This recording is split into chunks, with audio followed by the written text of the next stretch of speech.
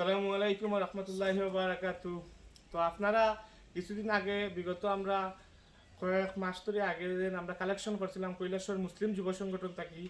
তো কিছু রমজান উপলক্ষে কিছু মানে ফ্যামিলিরে আমরা সেহরি এবং ইফতারের রেশন সামগ্রী তুলে দেওয়ার চেষ্টা করছি। তো টোটাল 230 ফ্যামিলিরে দিছি। অবশিষ্ট যে টাকা রয়েছে ও টাকার কিছু রেশন সামগ্রী লইয়া আইছি আমরা ভগবাননগর হাফিজিয়া মাদ্রাসাত। আরো দুইটা মাদ্রাসার দিমু। একটা হইল গিয়ে আমরা ফুলবাড়ি গান্ধী, একটা হইলো আমরা সফরি গান্ধী হাফিজিয়া মাদ্রাসা।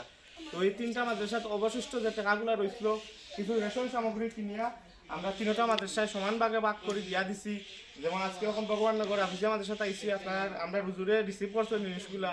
আপনি যদি দুই চার কথা বলতে হুজুর। আসসালামু আলাইকুম রহমতুল্লাহ। অসংখ্য ধন্যবাদ কৈলাসহ যুব সংগঠনকে যে তারা খুব একটা ভালো উদ্যোগ নিয়ে গরিব মানুষদেরকে সাহায্য করতেছে এবং এই মাহে রমজানে তাদেরকে বহুত বড় একটা হেল্প করতেছে যে সেহরি এবং ইফতারি করিয়া।